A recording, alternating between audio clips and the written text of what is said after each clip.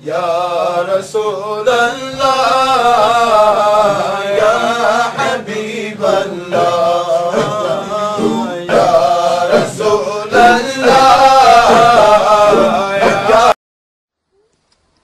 Bismillahirrahmanirrahim. The sum of these lectures that I gave in the Zawiya a year ago, or a year and a half ago, expressing my concern that this model of tarbiyya that you are directly or indirectly following is un-Islamic. Because the values, the underlying values that it brings out, first of all, that the direct values it teaches the child, and then the character traits that it actually establishes in the children are un-Islamic. They're against the basic principles and objectives of Islam. So the basic principles and objectives of Islam, first of all, is slavehood to Allah subhanahu wa ta'ala, which requires submission. Someone who is self-oriented is not going to have submission and is not going to be sacrificing, is not going to prefer others to themselves, and is not going to give for the sake of Allah subhanahu wa ta'ala. Okay. Allah subhanahu wa ta'ala sent me this book which confirmed this notion or sense that there was something very wrong here. There's something going wrong. Now, and I want to say, and I want to establish, make it very clear in everybody's mind, I do not believe in harsh raising of children. On the contrary, I believe that children should be raised with a great deal of love. However, there is no harm in giving them some physical discipline if they need it. A child who has been raised with clear limits and clear discipline does not need to be hit. They don't need to be hit. So I only have the realm of the Zawiya to give tarbiyya. I don't give much tarbiyya outside of the Zawiya, except if they're well-attended Zawiya children. If they're Zawiya children and their parents accept my authority, then I'll express that authority outside of the Zawiya. There are many children in this Zawiya who know the limit in the Zawiya, and they have never been hit, and they will never be hit. Because they know what's expected from them, and if they go over the limit a little bit, they just need to be told, you're doing something wrong, you know that's wrong, and they stop. You don't have to hit them. Because they know the limits, and they're going to cross them sometimes, and they don't need to be hit when they cross them a little bit, because they just need to be told so they come back. If they are belligerent, then they need to be hit, because they know that's a limit. You don't go across the limit. You want to be belligerent, then you get discipline. You did it, you went accidentally or you went unconsciously over the limit, you just need to be told what to do, because they know. Okay. This book talks about how excessive self-admiration and self-love and focus on self-esteem has become a Western value, a Western cultural value in raising children. I haven't actually finished all the book, but what I want to share with everyone that is of most significant is the first section is the diagnosis, chapter 1, the many wonders of admiring yourself. So un-Islamic. You could put it in Islamic terms, the many wonders of focusing on your great nafs. That's what it means. The many wonders of you. Me, myself, and I, look how great I am, look what I did, look what I accomplished, look what I said. That's what it's about, admiring yourself. Wow, look at me. Chapter 2, the disease of excessive self-admiration and the top 5 myths about narcissism. Narcissism, love of self, and self-esteem and admiration. And one of them is, a big myth is, if you don't love yourself, you can't love anyone else. This is one of the myths. You can read about it. Isn't narcissism beneficial, especially in a competitive world? Challenging another myth about narcissism. How did we get here? Origins of the epidemic. So these are the first chapters, and I'm going to read a little bit from this chapter, The Origins of the Epidemic, because I want you to understand that this began somewhere. It wasn't there before. But now it's become so prevalent that people don't even distinguish it anymore, that it wasn't there before. Because many of you grew up in a generation where it was prevalent in the society, or it was beginning and it was common, so you don't actually remember what it was like before that. Whereas I grew up in a generation where it wasn't like that.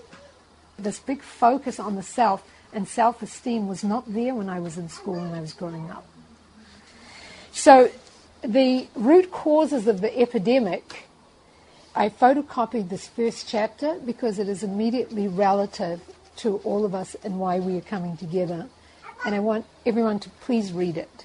And it's called Parenting, Raising Royalty. So what are they actually saying? You can find out for yourself, is that you're going to be producing a generation of people who are of no value even to themselves, because they don't have any substance in their character. They're used to receiving without working. They're used to praise without accomplishment. They're used to thinking that they are entitled and that they deserve to receive. They're not used to giving and thinking about the needs of other people. I'm just going to read you some extracts from the chapter number 4 from the first section, which is How Did We Get Here? And anyone can in the future borrow this book from me, or that you can get your own version. I have the first author, I haven't read her, she has another book which she wrote. This is co-authored with another psychologist. But she has another book, the first author, Jean Twenge, or however it's pronounced. It's called Generation Me. Generation Me. Or you could say in our Islamic terms, Generation Nafs. That's what you're making. You have to understand that. You have to really look with insight. What kind of person are you cultivating? Because the values that you are inculcating into these children at a very young age, that they are special, that what has happened here in this neighborhood, that an adult will reprimand a child, and then the parent will come along in front of the adult and say, "Don't worry, Habibi. Thank you very much." When I'll reprimand a child, and I'll go to the mother and say, "Your child has done this. This is inappropriate." And the mother will say, "Thank you very much for your concern." And in front of the adult, tell the child, "Malish Habibi, don't worry. It's okay." And okay, what kind of seed are you implanting in that child's nafs? That it doesn't have to respect anybody else. And that anything dislike that happens to it, he is the one who's entitled, not anybody else. So you have to look, what I'm asking you to do when you are raising these children, don't look immediately at what the child feels at that moment. Look at the seeds that you are inculcating in that child that are going to grow into a person with specific characteristics at some point in their life. And what Sheikh Hassan's, as we said, the basis that we took in the Sheikh Hassan lessons, that Allah subhanahu wa ta'ala hasn't given you a choice in how you raise your children. You are obliged, they are an amana, they don't belong to you, and you are obliged to bring forth salihin people. So you have to inculcate in those little people the values that will cause them to be salihin when they grow up.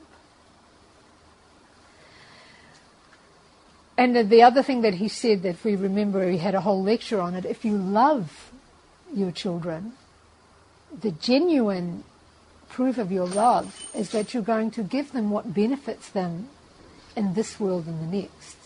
And that necessitates that you prevent them from some things that they want, and that you force them to do some things that they dislike to do.